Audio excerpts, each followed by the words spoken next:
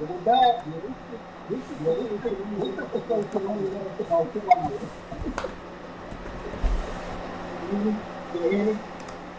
kind of No, muffled I'm getting there. an echo. It's not me. It's let me mute.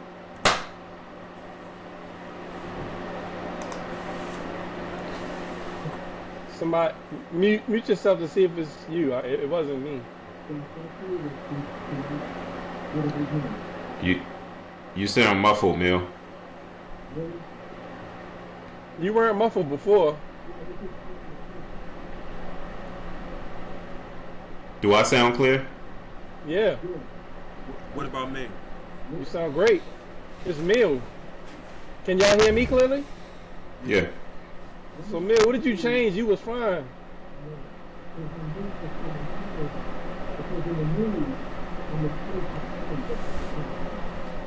Sound like you underwater, bro. Do you have headphones, Mill? You have headphones that hook up to your phone?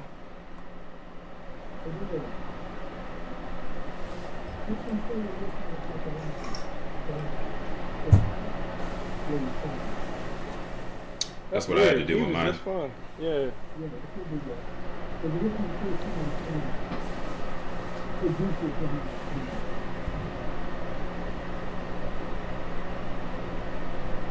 And we really need Mill because he's gonna be doing most of the. He's gonna be doing most of the talking on this one.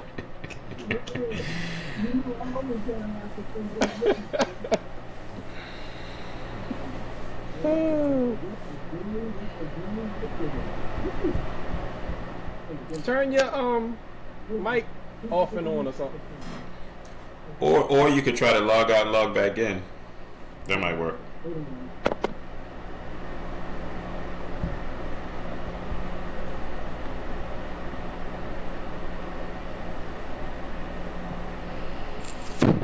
How's this? There you perfect. go. Good job. I think we all need to like use mics. Hey, Yeah, that's what I had to do. I gotta use headphones. Sony makes I a learned pretty my good lesson. product, you guys. This is Sony. Yeah. Yeah. We learning. We learning. Yeah, exactly. Everything is a learning process, man. Yeah. For real. Well, we got another episode, gentlemen. Let me start on this. That don't want to work. Boy, I wish I could say let's recap Sunday night's game. Too much else going on. It ain't much to recap. Boy, I Oh, tell man. you. I'm gonna start off by saying what I think one of the bigger issues was, because I'm actually proud of my team's defense. I think we came to play. And Your defense came to play. Is that what you're saying? absolutely, yeah. Okay, I give you that. But- Bro, I'm looking at CJ. I'm like, what is going on? He had 5 fumbles. Who? I'm not gonna. That's crazy. It's kind of hard to Who say. had 5 fumbles? 5. He didn't lose all 5, but he fumbled the ball 5 CJ times. Who? CJ. Stroud. Oh, yeah, he did. Yeah, he sure did. Yeah, Sean, you know the game that came on Sunday night? Were you looking at Right. No, when he said CJ, I don't know why it didn't register who he was talking about. Here's a couple things I got from that game. I'm really proud of the way my defense came. I'm not surprised to see that. And also, I know a lot of the hype going up into the game was their rush ends. Will Anderson. Oh my goodness gracious. and Oh Danielle my Hunter. goodness. But I'm going to be honest with you. It's not like they didn't wreck shop, but that wasn't the biggest issue that I saw. Really? I'm gonna tell you what one of the bigger issues I saw with the Texans defense against that, I guess what you call the offense that rolled out there Sunday night, is the bench players and the secondary players got busy too. Sheldon Rankins, Their depth. their depth got busy. That's the They never issue. got tired. They never got tired. That's the issue. And That's a good remember, point. and I know y'all remember this too, when in the late 90s, early 2000s, when Kobe and Shaq run 3 in a row. It wasn't that the opponent couldn't keep up with scoring with Kobe and Shaq. The issue was Rick Fox would have 22, 6 rebounds, 8 assists. That is what you can't have. And that's what I think the biggest issue was.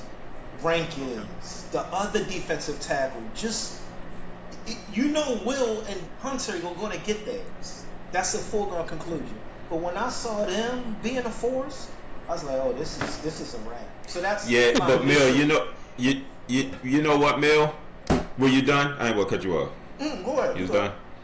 I'm done. It all started with them two boys, though. It all started with them, man. And I picked the Steelers to win. You remember?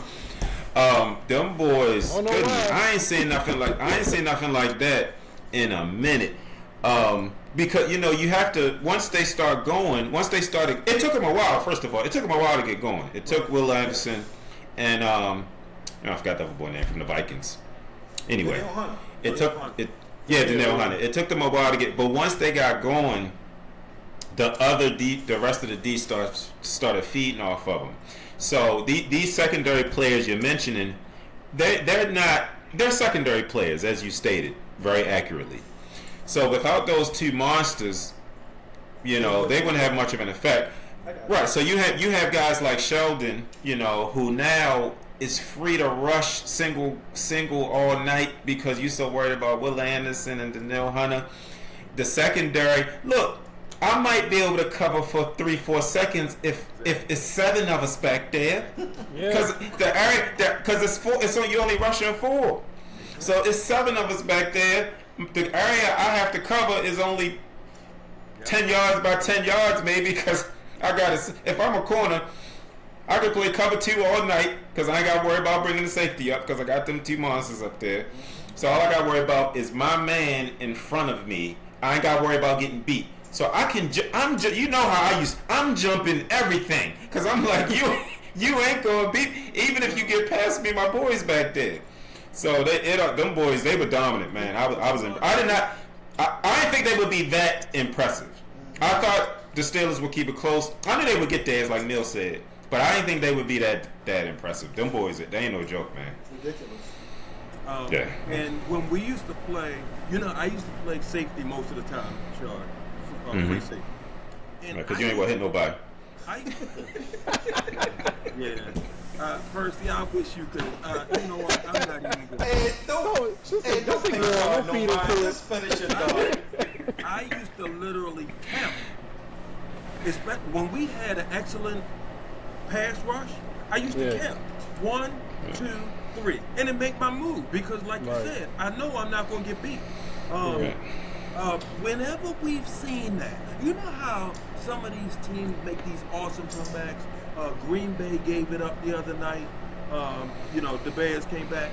If Michael Parsons would have been there, Chicago wouldn't have came back in that game. Whenever we've seen this type of strategy, a dominating 4-man rush, it got Mahomes. It got Brady in Super Bowl. Whenever we've seen it, it's successful.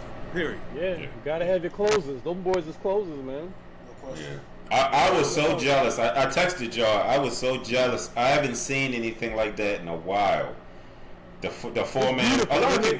Yeah, it is. A lot of people try the 4-man rush and they're not as successful. If some success, but I haven't seen it that dominant in a minute, man. That was a thing of beauty, and it was so consistent. It was so consistent. It's like they would. No, ain't trying here. Yeah, it was crazy. Jackie walked in. I was watching the game in the living room. She walked in and the score was 7-6 at the end of the third quarter. Yeah, in the third. Yeah. That's y'all's type of game. That's what you wanted. And she was like, "Oh man, the Steelers are gonna lose." I said, "Will you get out of here?" she jinxed you, man. Well, she just knew it was a Texans game by glancing at I mean, I think a 7-6 game. That's more of a Steelers game. You know that's what I mean? the old Steelers. Or the old Steelers. Yeah, that's still ingrained in my head. Yeah. We actually, for scoring, we're in the top half of the league in points per game. We weren't too bad. Okay. Yeah. When it's 7-6. If you get. Go ahead, Sean. No, I'm just gonna say even to this day, if you give a veteran quarterback time, he'll dice you. Aaron, the only time you get Aaron has got this year is when he didn't have time because he doesn't have that escapability. He could do it. Even when you got pressure on him, he still used to have success because he had those legs, but those are gone. Yep. But if the Ravens couldn't get pressure on him, and he diced us. He still can do it. I've seen it. But somebody, it's funny you said that, Shaw. Somebody of a podcast I was listening to said he went back and watched the replay, minus the commercials, and he said there were about 3 or 4 first downs that the old Rodgers could have picked up to continue. Yeah. He said he thought definitely 3, maybe 4, his legs would have gotten. Right. But now it's like, so those are drive continuers. Oh yeah. He's like, that's points. 4. He said no. He looked at it, threw it away. He didn't even want to attempt it. I'm like, damn. That could be 10. That could be 10 extra points, 14 extra points. You don't know. Yeah. What a game. You know. It's funny when it ain't funny when 1 week. I told you you had 1 more week. Well, you're supposed to say that. You ain't want to listen to me. I was trying to help you out, man. I ain't want you to be That's the first Steeler game I got wrong all year. First one. Really? I'm gonna be honest. Yeah, I've been picking that game. I'm not really upset at all. I'm really not. For a team, this is my mentality. And I beat this drum before, and I'm going to say it again. For a team without your franchise quarterback, maybe I put too much emphasis on quarterback. They don't call it a coach's league or wide receivers league. They call it a quarterback. That's quarterback's league. Yeah, for sure. So I'm going to go ahead and live in the world that they created. And it's facts. They are doing exactly what a team does with a really good head coach that doesn't have your guy. Go 10-7 and get bumped in the first round. That's what they're supposed to. What are they going to do? Even if they would have beat Houston, where are they going? They overachieved, in my opinion. Y'all more disappointed than me. Well, y'all weren't supposed to be there. You were a kick away from already them being there. You know, so I think the Ravens team would have got kicked in too. They lost 44-10 to Houston at home. I mean. Yeah, I would have thought Lamar didn't play. The white boy played, right? Yeah, right. Yeah. I still don't think they don't won. Even Lamar, I still don't think they don't won. I'm not sure. You know, Houston. I don't think so. I had my eye on them for a few weeks now. I didn't like what I saw. They told Josh Allen a thing or two one Thursday night, and Josh Allen can move around, and they still got him with the 4-man rush. I think the game was in Buffalo. That O-line we got, Lamar been running for his life whole game. Bro, when you can put 7 grown men running around in that secondary, it changes everything. That's a lot of people, man, to navigate through. Yeah. That's a lot of people to navigate through. One of those 7 guys is Derek Stingley. So that's almost like having 8 guys back there. Yeah, and you know who not a slouch? You know who not a slouch either? That Karami Lassiter, or something like that. Yeah, he's okay. He's a good number 2. Yeah, he's very good in the slot, being physical. You know that kind of like the Honey Badger type. You know those type of guys. Asa, the guy we have, the little short guy that's like our size. That's like my size. Short, light skinned black dude. He's like that. Petrie? No, for the Ravens. Oh. He can play in the slot, and then he's like a small, a Darius Washington, that type. Oh, okay. Where they can't play single high, and they're not that great at coverage, but just keep them around the box, and they're like little demons. They like little Wolverines. I've always asked for, if you have a lockdown Patrick Surtain, Darrell Reeves, whoever the number 2 corner. For your boy for a long time we had Chris McCaskey. So the only thing I asked for Dwayne Starks, you're going to get beat because they're going to throw to your side most of the time. Yep. So you have to get some picks. You have to get some pass breakups. You got to get some interceptions. You can't be like Brandon Stevens, who never comes up with anything. How are you get targeted all the time? How is it you don't make any plays? You know they're going to throw at you. Ed, to your point, he literally led the league in targets one year.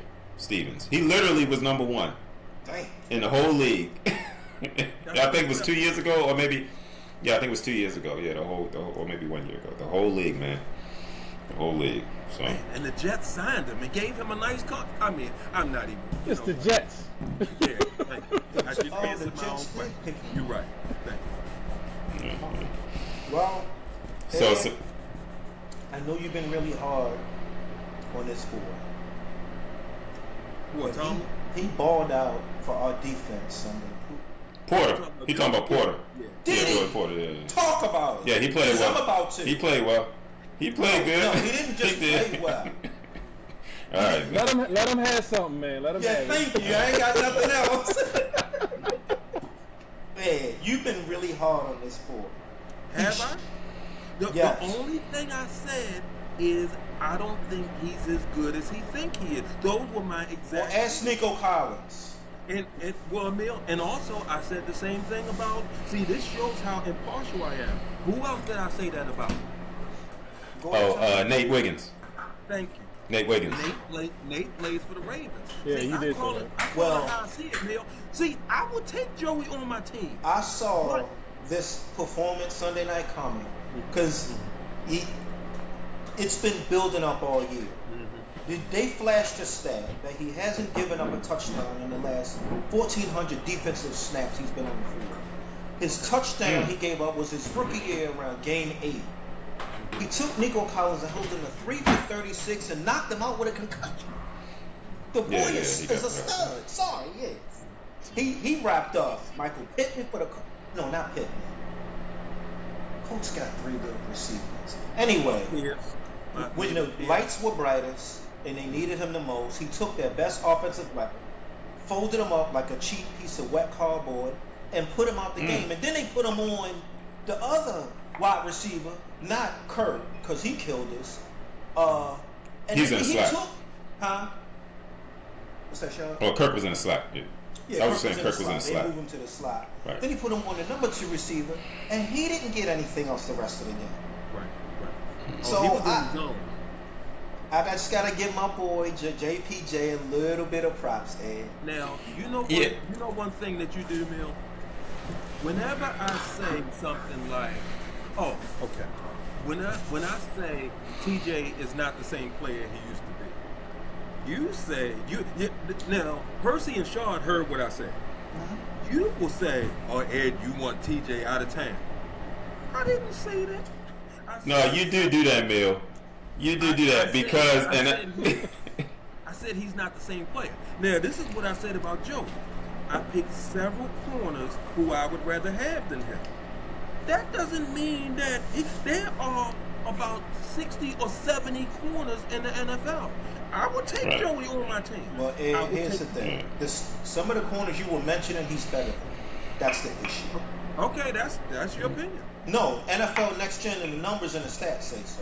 Yeah, Neil, but if you would, if Next Gen or whoever these people, if they say something you disagree with, see, you know why I reference? You want to know why I reference NFL Next Gen and not Pro Football Focus? Because Pro Football Focus has an agenda. I think they're a political organization. Pro Football Focus, a lot of people don't. I think they have.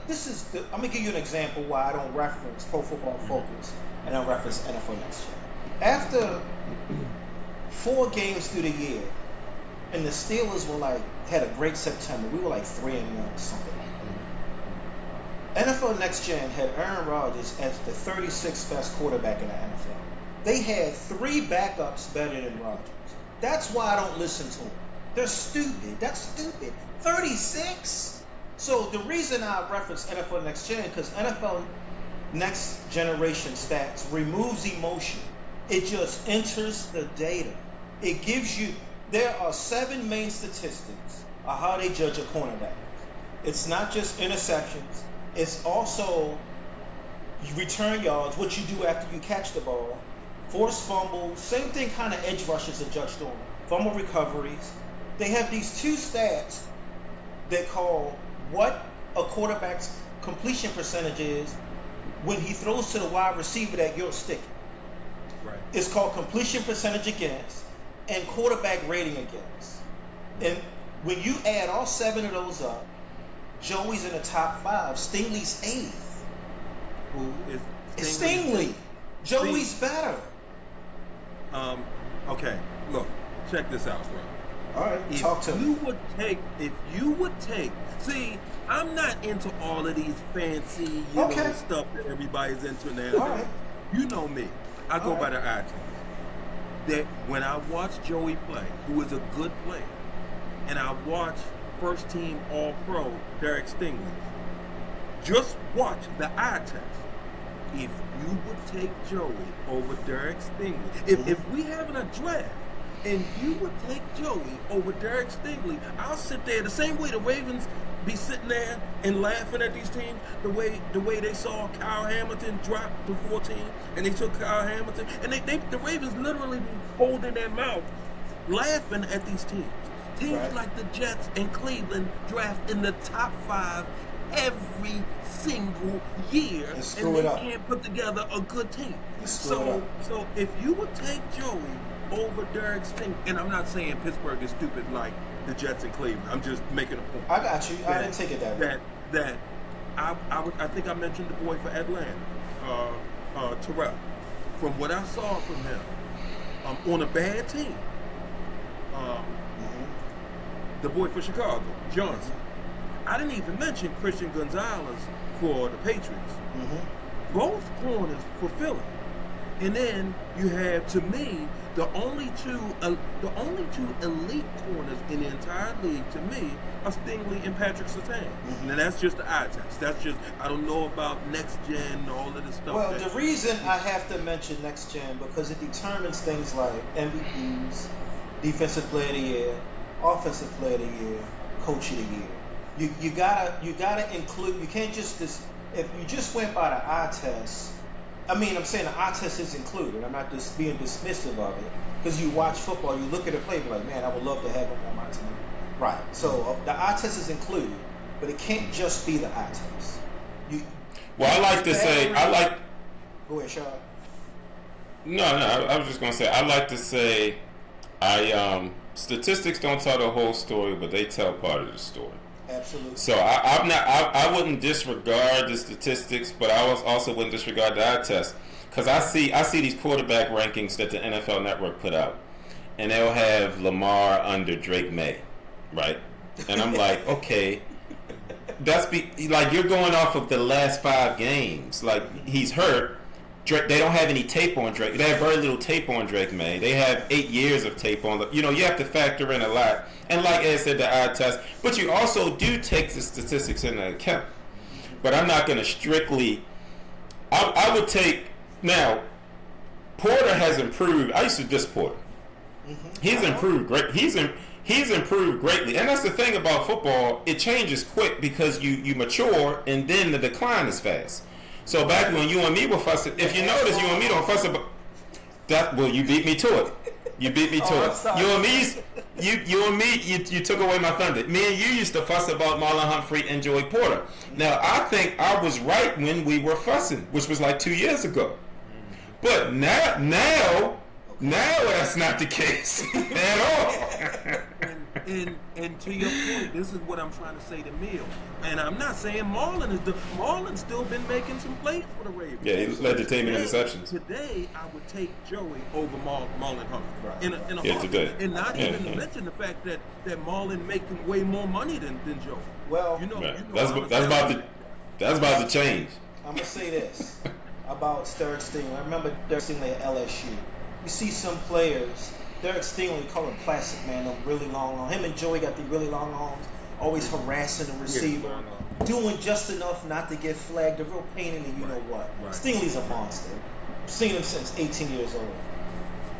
Now, every cornerback doesn't have the defensive line he has. I'm not taking nothing away from Stingley. But this playoffs, he's going to be coming across some offensive lines where he has to stick with that receiver a little longer than he did in Pittsburgh. And then because Houston doesn't make a lot of playoff games. He played the Chiefs last year, and Houston played admirably. He didn't actually do that bad. But the Chiefs' offensive line last year was a little better than what Pittsburgh rolled out. And he got some young. So I'm not saying he's not good, but you see who he has in front of him.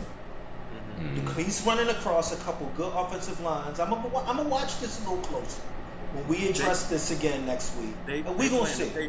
They play the Patriots. Yeah. And then the winner of, obviously, Denver. So, I'm not saying he ain't good, but you see who he got on that defensive line. It allows him freedom.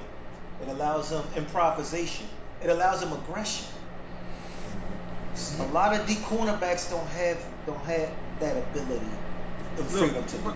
Percy, you've been quiet. What you think about this discussion? You know what we've been saying about corners and. I don't really care, to be honest with you. Wow, that's nice, nephew. I'm sorry, I got no dog in this, man. I don't really care. They both decent, whatever. I ain't Look, man, I'm gonna set it straight here. Percy just happy Harbaugh gone. Yo, it's so much other stuff going on in the league this week, and y'all focusing on quarterbacks. I'm like, what are we doing? I know. Well, we getting ready to it's all shift good. over to Go ahead. Stingley. Fandom. Stingley's better, but if I have to take top 5, I'm not taking Christian Gonzalez over Joey. No, you wouldn't take Christian Gonzalez no way. over Joey. Woo. I'll debate that one. I'll give you 6. He's a deep. Most football fans, I think a lot of Steeler fans would debate that with you too. Then, I really would.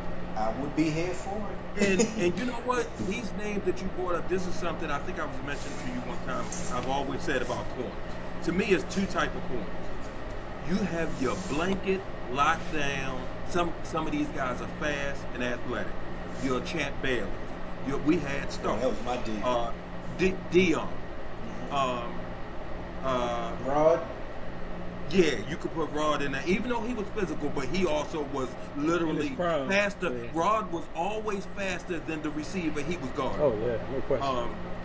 When he was in Pittsburgh, I mean. And then you have another kind of corner, Akeem Talib, Chris McAllister. The pain in the there you go. Ike physical. Oh, here you go. Look at him. Marlon Humphrey. And no. So the question is, when we talking about Joey, which category? Personally, I think Joey is in the category of the rough, like that. The. Yeah, I agree with that. Because he's not like Marlon Humphrey and Rod Woodson. He's not like those guys. Well, no, I got Marlon in that category. The rough guy.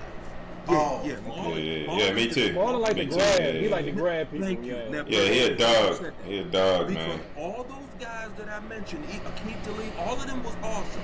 But McAllister, lead of the pack. He couldn't play in this era. They used to get called for some whistles sometimes. Oh, for sure, no question. But the first group of guys I mentioned, if anything, it would get called on the receiver because the receiver frustrated because I can't escape this guy. So the receiver get called for offensive interference.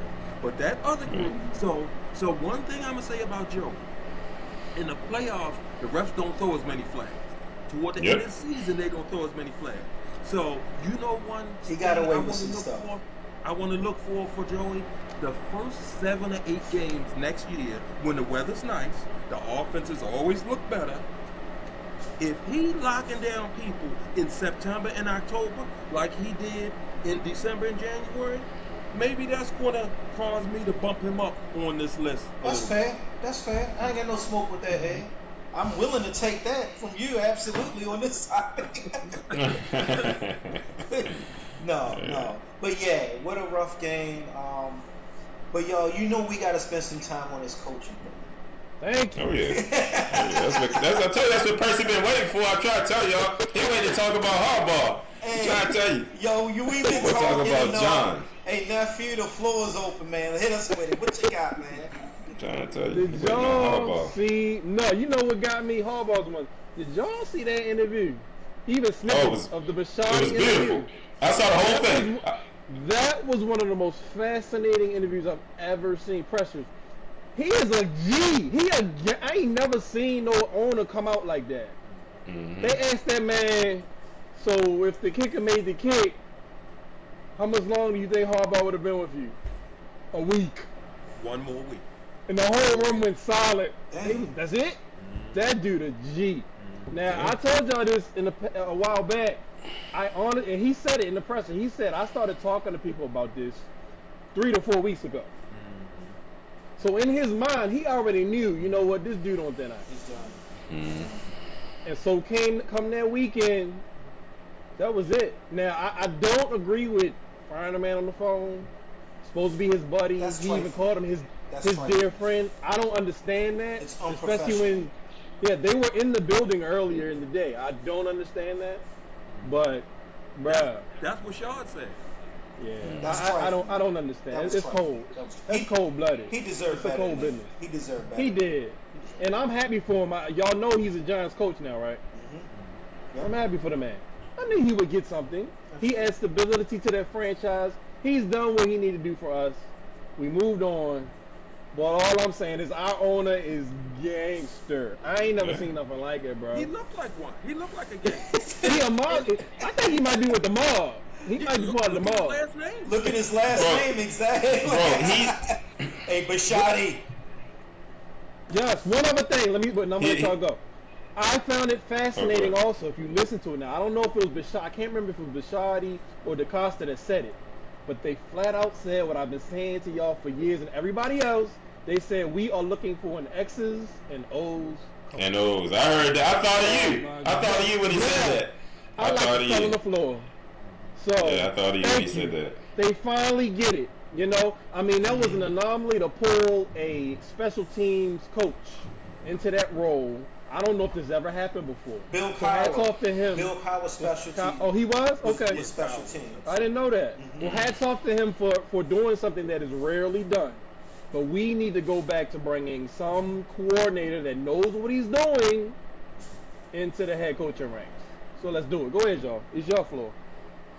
Yeah, Bashadi. So Bashadi is very results based, man. That's one of the things when he sells this team, it's going to be a sad day for Baltimore. He's very results based, and he's from here. He's from not Baltimore, but he's from Maryland. So he's, a lot of Ravens fans in Maryland. I think Silver Spring, if I'm not mistaken. So he's very local. So it means something to him beyond the money. I used to work for his company. Oh yeah. When I was Aerotech when I was very young. It was a staffing firm that would send. There was a technical division and a labor section. And I worked for the technical division. They would send designers, engineers, engineering companies that needed help. Anyway, it was a blatant difference. Back when I was young, I was hopping jobs like y'all probably remember. I was hopping jobs like crazy when I was in my early 20s, trying to feed Isaiah. So there was a blatant difference between his company and the rest. For one thing, his company hired me. So one thing I noticed, they really didn't care too much about if you had a degree, if you had a big resume, which I didn't because I was like 22. I just got fired, so my resume wasn't strong. They cared about, can you do it or not? Can you be successful? They'll give you a shot. If you fail, you're gone. If you're successful, you can stay, you can make more money. And I think that's how he runs his. I'm sure that started at the top. Yeah. I never got to meet the man, but I'm sure that started at the top. That seems how he runs his football team. He gave Harbaugh the benefit of the doubt for a while because of the because of the Super Bowl, because of the several playoff appearances. Harbaugh has an impressive background. Somebody that has Super Bowl win, a coach of the year, several playoff wins, 3 AFC championships. So you're going to give him a lot of rope. But in the end, it's results-based, man. So I think at first I thought he made the decision after the Steelers game, but I take him at his word. I don't think he's a liar. So the Patriots, okay. I was thinking the 1-5. I was thinking the 1-5, man. That definitely has something to do with it. Wow. That's my guess. I don't have any proof for that, but that's just my guess. I think for you to come off that previous last 2 playoffs, and then start 1-5, of course. And like, wait a minute. And he's a businessman. He's a businessman in the end. So they have these. You can go online and you can look up the teams that spend the most compared to the cap. So you don't have the cap, but you don't have to spend to the limit of the cap. You can spend half of the cap. The league doesn't have a minimum, I don't believe. They might, but it's very low. Right. I think teams like the Bengals, they're consistently very far from the cap. But Shadi every year is banging on it. He would spend more if he could. So would Jerry Jones. Guys like that, they would spend as much as they could. So I'm putting myself in his shoes. Put yourself in his shoes for a second. I don't have to. I could, instead of spending $200 million, I could spend $100 million and go 7 and 10 or whatever they did. So I'm looking at my bottom. We as fans, and I get this all the time from folks. We look at this like monopoly money. We're like, pay him. Yeah. Like when Lamar was up for his contract, everybody's like, pay Lamar. I'm like, you pay him. It's somebody's money. It's actually it's not Monopoly fairy tale. This is actually a man's bank account that Lamar is drawing from. Here's the thing. Here's the counter I'm gonna give today.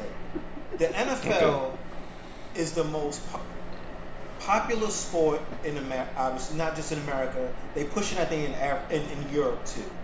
But the salary cap just doesn't go up by a little bit every year. The salary cap is going to jump millions of dollars from 25 to 26, 27 because of its popularity. So it's designed to do that for you to pay your players. If Rashadi is getting up to his cap and he's not going over it, that's what the league expects owners to do. That's right, but a lot of them don't. A lot of them don't. Right. So I'm just trying to put myself in the man's shoes. I'm sitting. Just picture yourself. You're a billionaire, right? And you perhaps have $500 million allocated to the Ravens. I'm guessing. I'm just throwing numbers out there. I got you. I could keep some of that for me and my family and my future generations. I got you. To go 7-10. So my point is he doesn't. Or whatever they did. My point is he doesn't have to. I would be looking at it like this. I love the Ravens. I love my team, but I'm not going to throw my money away. So if I'm going to keep spending, it's my account. If I'm going to keep spending to the top of the cap, something that a lot of owners aren't doing, you better at least make the playoffs every year. Because I could have kept that money. That money could be going to Rashad III, like 100 years. You know what I'm saying? It could go to your family. I'm spending that, but instead, it's this money they paying Lamar. That's what's grinding this kid. Well, yeah, that's part of it. Yeah. The money, I knew it. I told you. Well, the money they paying Lamar. Is he at 52? He's 52. And I don't know, and Bashadi's thinking like that too. And when they say, if y'all notice, if y'all watched the interview, when they started talking about Lamar, his face changed. Because that's my money, man. I gave you whatever they gave him, 100-something guaranteed. It's like, come on, man. That's my money in your pocket. In the end, that was my money. It was mine. It's in your pocket now. So if you gotta be in pain and go out there, then I'm sorry, son. You gotta go out there. You know, you gotta do whatever you gotta do. So listening to what he said, I think his relationship with Lamar is good, though. Do you? You don't think it's solid? It probably is. I think it's tense. I think it's tense. You think so? Yeah, I don't think it's. You think he'd be on the phone with Lamar before he made this final decision? Because he wants to be successful, and I think he realizes Lamar's only going to be successful if Lamar's involved in the process. He's trying to cater to Lamar's ego. Yeah, he's trying to cater to his ego and his. You know how Lamar. He's an emotional dude. He's an emotional guy. But you see, Bashadi laid it down though, because he said, "Yeah, well, his opinion matters." You beat me to it. Well, what did he say? What he say? He said he don't have the power. He don't have the power, right? Right. So he made sure. I'm like, what are we doing? He made sure he got that out there, man. Oh yeah. And he wasn't talking to the Ravens fans or to the media when he said that. To the media. You don't think so? Right. No. Who do you think he's talking to? Lamar Jackson. I guess I don't. The problem I have with that, like, people try to paint like Lamar as this antagonistic guy or this guy that thinks he wants to control everything. I just don't get that vibe. No, not antagonistic. It's just that Bashadi wants to make Lamar feel good, like Shard said, and also make him think that, you know how your child, sometimes you let them think that they made a major decision in the house. And they your wife! Watch it, Shard. Watch it. Yeah, I'm just saying, it's real. That's real. So you have to keep Lamar happy. You want to get your point across that Lamar isn't really running things, but I'm gonna let him think he's running things. You say, babe, what you think about doing such and such? And she say, well, I think we should do. You be like, oh, that's a good idea, and you do it. You was gonna do it anyway. You just got, you got to play that game. You know how I go. Y'all can play dumb if you want. You know how it goes. See, Sean, you know one reason why you was able to give such a succinct, reasonable, impartial commentary on that situation with Rashadi? Because you're impartial. I'm impartial. The African American community especially, and I call many of them Lamar disciples, that you've heard me use that term before. They're not Ravens fans. Yeah, they Lamar fans. So what you said about Rashadi and his money, they don't care about that. They don't want to hear it. No, they absolutely don't. They say Lamar should be making twice as much as he's making right now. And man, you look at the results. That's insane. Right. Yeah. Now, interestingly, go ahead. My bad, Ed. I was just going to say, one other thing about the selection you all was touching on. Well, I think, Percy, you mentioned it. An X's and O's guy. Okay. I don't put as much stock in that. If I'm a coach like Mike Tomlin or Harbaugh or Mike Vrabel or Dan Campbell, a culture guy, if my offensive coordinator is Kyle Shanahan and my defensive coordinator is Brian Flores, I bet you I'm probably, not only am I going to the playoffs, I'm probably going to get the top seed, and we see what happens in the playoffs. I knew you was going to drop that name first. Well, forget about Flores. What about Vic Fangio for Philly? Yeah. What about, I hear you. You're right, Ed. You're right, Ed. But you know what? I think he said that because of the results of what Harbaugh put out the past few years. We talked about this in the past. I'm like, the fact that your OC is out here screwing up and you don't step in, and at the end of the game, you like, well, that's just how we do things. No, man, you make adjustments. You tell your people, they your employees. Right. If they screwing up, you the boss, you tell them to fix it. Right. So if you're not an X and O's guy, well, you can't look at the playbook and say, oh, well, I see what we're doing, I don't like this. But you don't know what the heck you're looking at. Right. So I honestly believe that's why they said that, because he is, and one of you all have said that, he's a CEO. He's a manager of men. Fine. Right. But we don't need that right now. We need something different. And if you're gonna be that way, like to your point, Percy, if you're gonna be the CEO of men and the manager, then you better be darn sure you're bringing the right coordinators. And he used to be like that. In my opinion, Harbaugh's biggest fault in the end, he wasn't like this before. I alluded to this on the last podcast. This man, and this is a fault of many men. I noticed this when we get older, we get a little more. I've noticed in general, a little more sentimental. When men are young, they're a little more cavemanish. I've noticed. But as we grow older, I've just noticed we all get a little more sentimental, a little softer, to be honest. I'm nothing like the 22-year-old version of me. Nothing like her. Camise, she civilized me. I'm civilized now. I got a cardigan on. This is a cardigan. You said you got a cardigan and makes it what's He's sipping some mocha right now. Hey, y'all do know. So hold on, Mill. Hold on. Let me. Levels of civilization. He's still just a caveman. Right. So look, when Harbaugh got hired, that man, I don't know if y'all remember, I said it before, I can't even say what he was.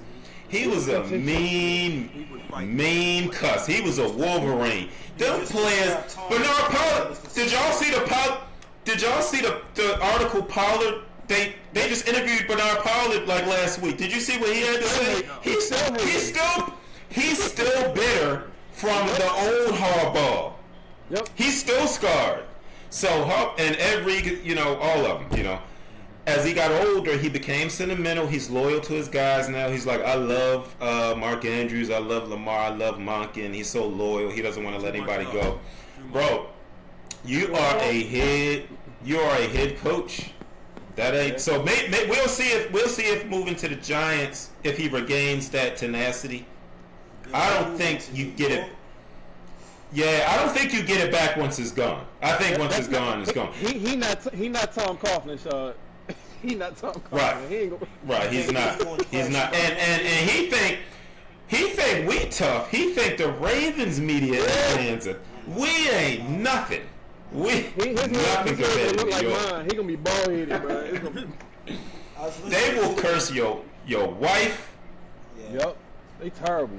I was listening to a podcast, and I listened to so many of them I don't remember, so I don't know who to give credit to this. And they were talking about, me and Percy were talking about it before we started recording. Like, there are literally 10 open coaching positions, well 9 since the Giants just got Harbaugh on. Yeah. But before that, a third of the league didn't have a head coach. It's crazy. Harbaugh was 9, Tomlin was 10. A third of the league now, still close to a third, looking for 9 teams are looking for head coaches. And the two hosts will basically put the question out there: who has the most attractive job? And they both agreed the Ravens and the Steelers. Absolutely. And the reason for that is because they hire for long term. Mm-hmm. He was like, a coach knows when he goes in, not that you're expected to screw up, but that if you have a bad year, you won't have the noose around you. The Ravens and the Steelers aren't the Browns, the Titans, and the Raiders. We're not there. We it's okay to want to win now and still think long term. You can do both in the NFL. Ravens and Steelers have proven that. You take care of business now. Think of the Super Bowl this year, next year. And they asked Art Rooney II that in his final press conference. They peppered him with questions about Tomlin, right? And he says, and be honest with you, I'm going to pivot off just slightly. Of the previous 2 owners, Dan Rooney and his father, Art Sr., I hate to use the word worse when you compare to those 2 guys, but the job he's been doing since he became owner. Yeah, look at the quarterback situation. Well, he had been some years too. Yeah, but I'm saying he ain't had it. That's been a minute. That's true. They still trying to figure it out. But that's one position and the most important position. But his ownership, there's been some decisions that were made that a lot of fans are looking like, okay, you signed like off what? on Like that. you mean like draft or free agency? What you talking about? Everything. Throw everything in there. The previous ownership in complete history. I agree. They did better. He's doing the worst. Well, I mean, that's not the worst thing in the world, you know. Okay. Hey, that GM good at it. Yeah, I was about to say, no, Percy, you beat me to it. That GM y'all used to have, he was underrated. I can't remember his name. Here's the thing. You're talking about Kevin Colbert. Kevin Colbert Yes. was there for 20 years. In Steeler land, we have a phrase we call his tenure. The first 10 and the last 10. The first 10 was Ryan Shazier, Roethlisberger, Palomalu, Santonio Holmes. The last 10, it's an echo when you scream into the room. So he's Hall of Fame GM, no question. How do you draft the players he drafted? But those are the first half of his career. Look, I did the research. His last 8 drafts, 8. Trash. 8. That's bad. Yeah, that's bad. That Awful. catch up with you big time. And that's the Devin Bush. That's the Devin Bush folks. Don't get right. Those guys. Devin Bush. I ain't heard that name in a while. Sean just gave me PTSD on that. No, what's the cornerback that I was like, good Lord, first round. You talking about the boy out of Miami? Yeah, Artie Burns. Yeah. You made him first round. That man dropped. Hey man, one more thing before we go, because he's trying to pivot to Tomlin, but I thought it was interesting because aside from the coach with Bisciotti, DeCosta's on the clock. Yeah. One of the things he said the offensive line was terrible. Right in front of DeCosta's face. Now, if you ask DeCosta about it, he literally used the term, it's a narrative about the O-line. Bro, who you think you talking to? He think fans stupid. Right. You right. But Bisciotti said, nah, I know what I'm looking at. So I don't know how much longer. I mean, that's his guy. He said it. That's his guy. He's giving him more leeway. But man, how much longer does DeCosta have if he don't get it right in the next few years? Boy. Yeah, Bisciotti mentioned, he said, I don't remember his exact words, but he said something to the effect of, well, let's say I let Eric go. He mentioned it. He mentioned firing Eric. I can't remember why he did or the content. Yes. Yeah, he did. He said it. He said it like a hypothetical way. He mentioned it. He said something like, he was like, well, let's say I kept John and I let Eric go. He said something like that. He said something about letting Eric go. I remember. Yeah, absolutely. And Eric was sitting right next to him. He was sitting right next to him. That's the first.